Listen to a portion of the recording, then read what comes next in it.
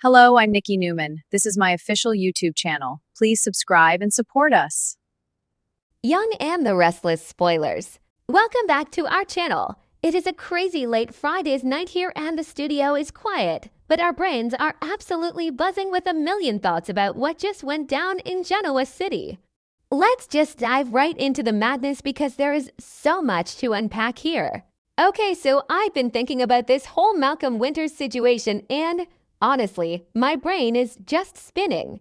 Like, the whole thing with him needing a bone marrow transplant because of the aplastic anemia. It's so tragic. But then Cane Ashby comes into the picture and suddenly it's not just a medical drama. It's this massive corporate blackmail scheme. Wait, let me back up. Actually, no. First, I should mention just how desperate Lily and Holden have been. I mean, you watch these scenes and it's just gut-wrenching. Lily is completely falling apart, and Holden, who by the way just found out Malcom is his biological father, which is a whole other rabbit hole I could go down, but I won't. Well, maybe I will later, as just pacing the hospital floors. They tested everyone, literally everyone in the family. Devin, Nate, Lily, the twins Charlie and Maddie. I think it was from last week? Or maybe the week before? Somewhere around there, they got the news that the twins were to match. And that was like the final nail in the coffin. It's weird, like really weird. The whole thing is just weird because you'd think with a family that big, someone would be a match. But no, nobody is. And Holden and Lily are just standing there, basically watching Malcom slowly fade away. I can't even imagine the psychological toll that takes on a person, especially Lily. She has been through so much. Remember when she had cancer? And Cane was there for her then, which makes what he's doing right now so incredibly twisted. Okay, wait, I'm getting ahead of myself. Let me backtrack to how Cane even found out about this. So Holden is talking to the doctor. I'm pretty sure it was Dr. Stephanie Simmons, right? Yeah, Stephanie. Because she knew Olivia, and she's been kind of hovering around this storyline. Anyway, Holden is talking to the doctor, and they are basically out of options. They are talking about how desperate the situation is, and who is lurking in the hallway, Cane freaking Ashby. Of course he is. Why is he even there? Probably doesn't matter, but I noticed he always seems to be exactly where he shouldn't be. He overhears this entire private, HIPAA-violating conversation because, let's be real, hospital confidentiality does not exist in Genoa City and he realizes that they are desperate. Holden and Lily literally cannot bear the thought of watching Malcom die because they can't find a donor. It's tearing them apart. And here's what's bugging me. Cane goes and gets tested secretly. Why secretly? Because he's Cane. He always has an angle. Always. And guess what? He's a match. He is the only match. Out of the millions of people in the registry, out of all the biological relatives, Cane Ashby, the ex-husband, is the golden ticket. When I saw that, I literally yelled at my screen. I was like, are you kidding me? But then again, it makes perfect soap opera sense. It's the ultimate dramatic irony. The man Lily divorced, the man who has lied to her a million times, is the only one who can save her beloved uncle/father figure. But Cane doesn't just walk up to Lily and say, hey, I'm a match. Let's prep for surgery. No, no, no. That would be too decent. That would be the old Cane, the one who at least pretended to be a good guy. Instead, he decides to weaponize his own bone marrow. I mean, think about the sheer audacity of that. He realizes he holds Malcom's life in his literal bones, and he looks at Chancellor Winters and thinks, yeah, I want that. He knows he is the only match. He knows exactly how much power that gives him, and he is not going to do this for free. Actually, let's talk about Cane's motivations here for a second because I stay up way too late thinking about why this guy does what he does. Cane has always had this massive inferiority complex, right? Like, he came to town pretending to be Philip Chancellor III. He faked his whole identity. He wanted to be part of this legacy so badly. And even after he was exposed as Colin's son, a Langley, he still desperately clung to the corporate power. He wants to be a big shot. He wants to sit in the CEO chair. But Devin Hamilton has always been the golden boy. Devin is the billionaire. Devin is the one with the actual Winters legacy bloodwell, adopted. But you know what I mean. Devin has the power. Cane wants power and money, but mostly he wants Devin's specific position. He wants to be the CEO of Chancellor Winters. So Cane looks at this situation and he doesn't just ask for a payout. If he asked for $1 billion, Devin would probably write the check in 5 seconds. But Cane wants Devin's CEO position. He wants the throne. He wants to humiliate Devin and take over the company. And he's using Malcom's dying body as the bargaining chip. It's basically extortion, but like biological extortion. Is that even a thing? I mean, not exactly, but kind of. It's so dark. And let's talk about Devin's reaction to this. Because Devin, oh man, Devin has a huge ego. We all know this. He has been so rigid lately, especially with the whole Mariah situation and filing that petition to send her to prison, which is a whole other mess. Devin likes to be in control. He likes to be the boss. So when Ken Ashby, the guy Devin has always kind of despised, the guy who hurt his sister Lily over and over again comes to him and says, "Give me your company or your uncle dies." Devin's brain must have just short-circuited. Will Devin sacrifice everything to save Malcom? It's so hard. It's an impossible choice. I was trying to put myself in Devin's shoes. Would you give up your entire life's work, your family legacy, to a blackmailer to save your uncle? You'd like to think the answer is an easy yes. Family first, right, but this is Chancellor Winters. This is Neil's legacy. Giving it to Cane feels like a betrayal of Neil's memory. But wait, letting Malcom die is also a betrayal of Neil's memory. Devin is trapped in this impossible paradox. And you can see the absolute agony on his face. He's furious. He's pacing. He probably wants to punch Cane right in that smug, handsome face of his. Actually, let me back up even more and talk about Neil Winters for a second, because you really can't understand the gravity of this without understanding Neil. Neil built Hamilton Winters, which merged into Chancellor Winters. From the ground up, it was his blood, sweat, and tears. He wanted to create a legacy for his children, for Lily and Devin, a place where they could be powerful and secure. Neil was always the moral center of that family. He had his flaws, sure, but he loved his family fiercely. If Neil were alive right now to see Cane Ashby pulling the stunt, oh my God, Neil would have thrown Cane out of a high-rise window.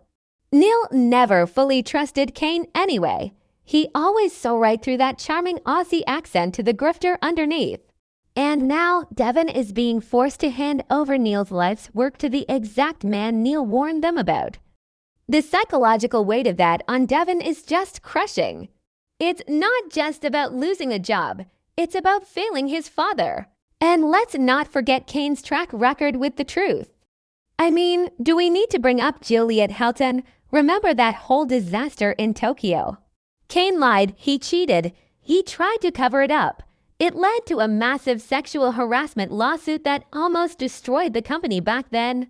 Cane has a history of making incredibly selfish, destructive decisions when it comes to business and his personal life. And before that, the whole fake death thing where he was shot on the church steps, but it was actually his evil twin Caleb. Or wait, no, Caleb was the twin. Cane was the one who survived. Whatever, the point is, Cane's life is a constant circus of lies and manipulation. How can Devin and Lily possibly trust that Cane will even run Chancellor Winters competently? He's probably going to bankrupt it in 6 months just to feed his own ego. And then there's Lily. Poor Lily. What was I saying earlier? Oh, right, Lily and Cane's history. They were the super couple. They had the twins. They survived his fake death. They survived Juliet. they survived so much. And now she has to look at the father of her children and realize he's holding her family hostage. How do you ever look at a person the same way after that? She is begging him. You can just imagine the scenes, right? The tears in her eyes, the sheer desperation. She's probably saying, Cane, please, if you ever loved me, if you love our children, just do this. And Cane just stands there cold as ice and says, sign the papers. It's chilling. It's like he's completely detached from the emotional reality of the situation. He's treating a bone marrow transplant like a hostile corporate takeover, which, in his mind, it is. I also just have to talk about the lighting and the directing in that hospital scene because it was so intense. You know how the show does that really stark, fluorescent hospital lighting when something terrible is happening. It just made everything look so bleak. Holden was sitting on those uncomfortable waiting room chairs, looking like he hadn't slept in a week. Lily was pacing, her arms crossed, literally holding herself together so she wouldn't shatter into a million pieces, and Devin.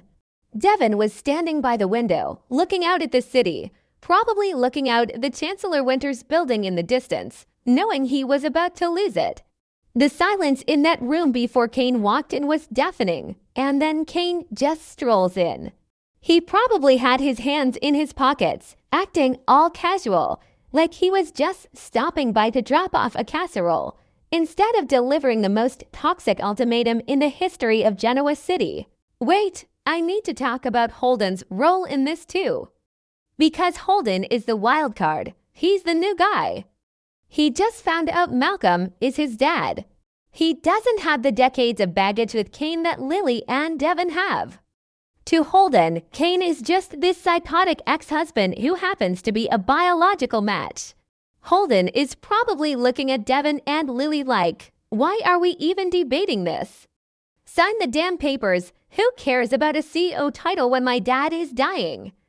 And honestly, Holden makes a good point.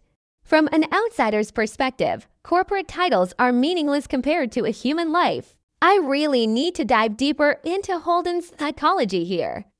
Like, imagine being Holden. You grow up not knowing your real family. You finally find out you are a Winters. You find out Malcom is your dad. You get this huge, complicated, wealthy, dramatic family dropped into your lap. And almost immediately, your dad is dying. You haven't even had time to go fishing with the guy or whatever fathers and sons do, and he's dying. Holden must be feeling so incredibly helpless. He doesn't have a CEO title to trade. He doesn't have billions of dollars. All he has is his presence. So when Cane demands the company, Holden is definitely the first one to push for it. Because to Holden, Chancellor Winters is just a building. It's just a logo. He hasn't bled for it the way Devin has. Holden's desperation is pure, unadulterated fear of losing a parent he just found. He's probably looking at Devin's hesitation and thinking, are you seriously weighing a corporate job against our father's life? It creates this fascinating silent tension between Devin and Holden. Devin is weighing a legacy, Holden is weighing a life. Anyway, the point is, wait, what was the point? Oh, right, the signing of the papers. So we get to this climactic moment. The tension is just unbearable. Malcom's vitals are dropping. The doctors are saying it's now or never. And Cane is just holding this contract, a literal contract for a bone marrow donation. I'm no lawyer, but I'm 99.9% sure that is highly illegal. You can't legally bind a corporate transfer to an organ donation.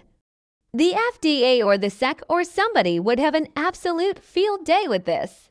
But in the soap universe, a signed contract is a signed contract, even if it's signed under biological duress. So Devin, Lily, and Holden are all standing there.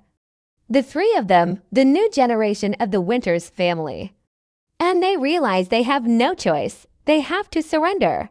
Finally, Devin picks up the pen. You can almost see his knuckles turning white because he's gripping it so hard. He signs it. He gives up the CEO position. Then Lily signs it. Then Holden signs it.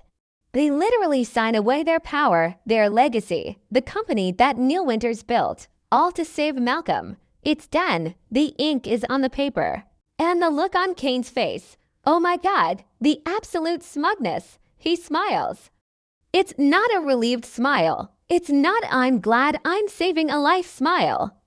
It's a predatory, victorious smirk. He won.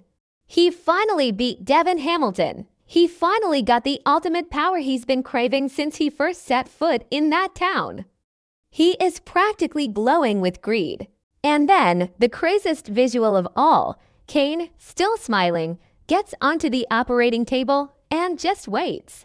He's about to undergo a painful medical procedure because bone marrow extraction is no joke. They literally drill into your hip bone, but he doesn't even care. He's lying there, waiting to give the gift of life, but his soul is completely black. He is so happy. He is lying on that table, waiting to donate his marrow to save Malcom, completely satisfied with his extortion. Also, can we just take a second to think about the actual medical procedure? I know I mentioned it briefly, but bone marrow donation is an incredibly invasive process. They put you under general anesthesia. They take these massive needles, and they extract the marrow from your pelvic bone. It takes weeks to fully recover. You're sore. You're exhausted.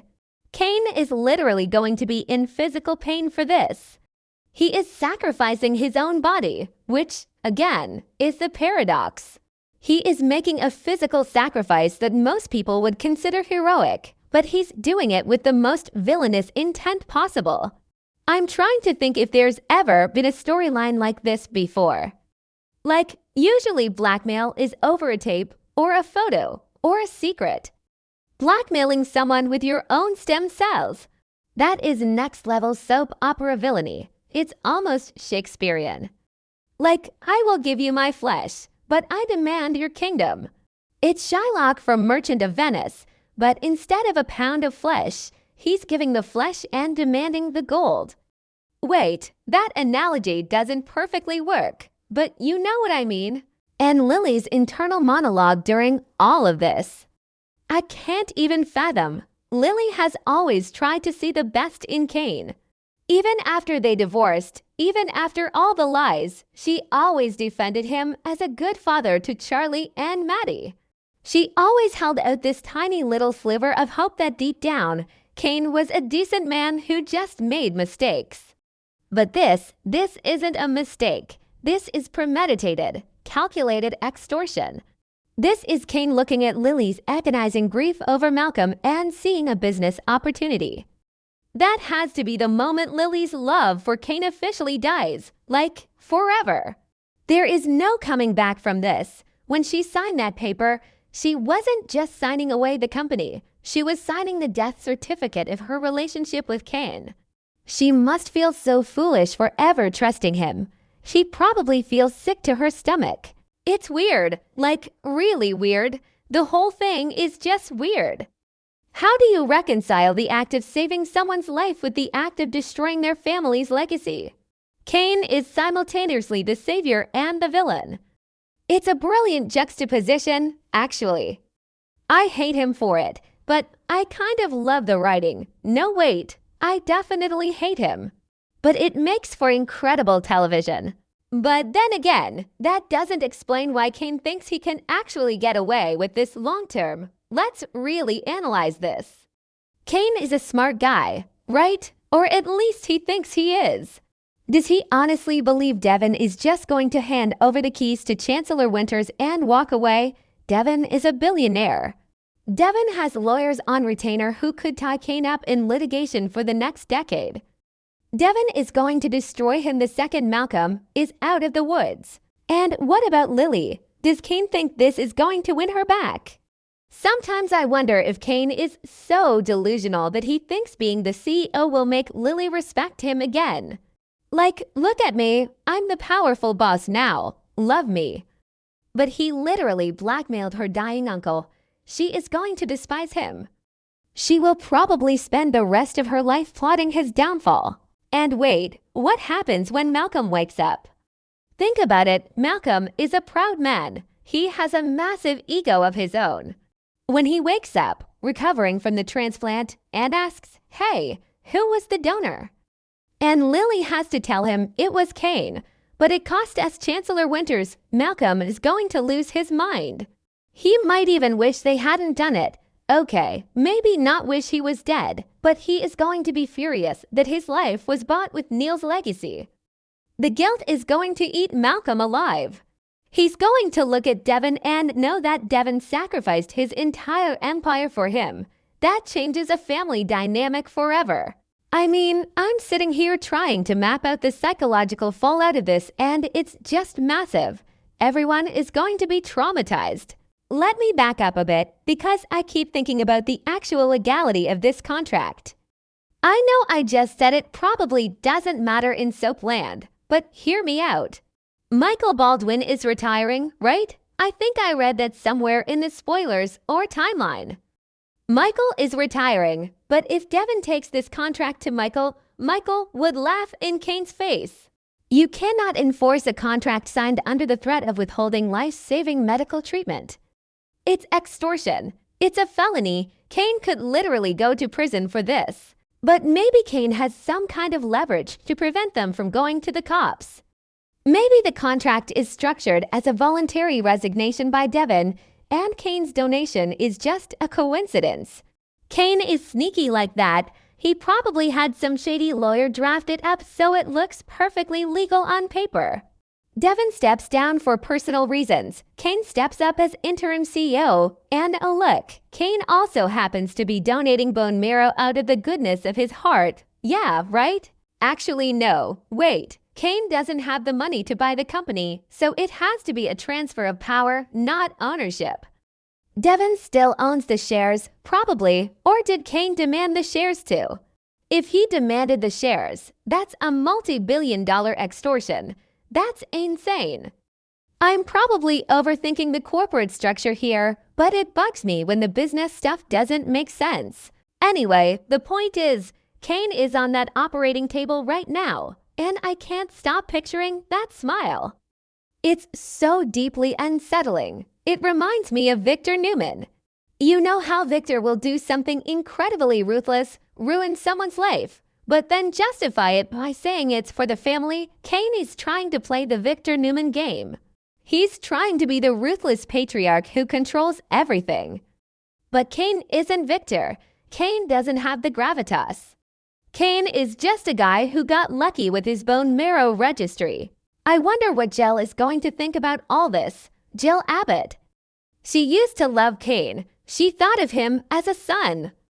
But Jill also loves Chancellor Winters well, the Chancellor part of it, anyway. When Jill finds out Cane blackmailed his way into the CEO chair, is she going to be impressed by his ruthlessness or disgusted by his tactics? Probably a bit of both. Jill loves a good hostile takeover, but even she might draw the line in medical extortion. Or maybe she won't. I don't know. Jill is unpredictable. And what about Nate? Nate is a doctor. Nate was adopted by Malcom. Nate is going to be absolutely sickened by this. A doctor's whole oath is do no harm, and Cane is using medicine as a weapon. Nate is already struggling with Holden being the new biological son, and now he has to deal with Cane holding Malcolm's life hostage. Nate might actually punch Cane. I would pay good money to see Nate punch Cane in the hospital cafeteria. Okay, I'm losing my train of thought again. My brain is just bouncing all over the place. Let's just focus on the core tragedy here: Devon, Lily, and Holden. The three of them standing together, defeated. It's a really powerful image. For all the plotting and scheming in Genoa City, it usually comes down to money or revenge, but this is about love. Devon and Lily love Malcom so much that they are willing to give up everything. It's actually kind of beautiful, in a really messed up, tragic way. They proved that family is more important than Chancellor Winters. They passed the ultimate moral test. Cane, on the other hand, failed the moral test spectacularly. He proved that he only cares about himself and his own status. He could have been the hero. He could have donated the mirror, saved Malcom, and Lily probably would have looked at him with so much gratitude and love. He could have won her back the right way, but he couldn't help himself. He had to take the shortcut. He had to be greedy. It's sad, really. Cane is so broken inside that he doesn't even realize he just destroyed any chance he ever had of truly being part of that family again. He's going to wake up from that surgery. He's going to walk into the CEO office. He's going to sit in Devon's chair. And he's going to be completely and utterly alone. Nobody is going to respect him. The employees are going to know what he did, or at least suspect it. Devon is going to be plotting his demise. Lily is going to hate him. His own kids, Charlie and Maddie, are going to be disgusted when they find out he used their great-uncle's life as a bargaining chip. Cane is gaining the world but losing his soul. Or maybe I'm being too dramatic. It's a soap opera. People do terrible things and get forgiven 3 months later. I think it was episode. Whatever, remember when Adam literally stole a baby and now he's just walking around like it's fine, so maybe Cane will be fine. Maybe next year they'll all be having Thanksgiving dinner together and laughing about the time Cane extorted the company. No, wait, this feels different. You don't mess with Neil Winter's legacy. You just don't. Devon is fiercely protective of it. I just keep going back to that moment Cane overheard Holden and Stephanie. If he had just walked away. If he had just gone to the cafeteria for a coffee instead of eavesdropping. Everything would be different, but that's the butterfly effect of Genoa City, right? One misplaced character in a hallway changes the entire corporate structure of a multi-billion-dollar conglomerate. I'm so exhausted, but I can't stop thinking about what the next scene is going to be. Are we going to see the surgery? Are we going to see Devon packing up his office? I bet Devon is going to trash his office. He's going to sweep everything off his desk in a fit of rage. I would, and Lily. Lily is going to have to go home and look at herself in the mirror and realize she just handed her ex-husband the keys to the kingdom. Basically, it's a disaster, a beautiful, dramatic, soapy disaster. I hate Cane so much right now, but I have to admit, this is the most interesting he's been in years. Okay, I really need to get some sleep. I'm just rambling in circles now. To sum it up, Cane is a monster. Devon is a tragic hero. Lily is a victim of her own compassion. And Malcom better wake up and appreciate what his family just did for him. End of rant. I'll probably wake up tomorrow and completely change my mind about all of this. But for now, that's where I stand. See you guys in the next video, or whatever this is, my brain is fried.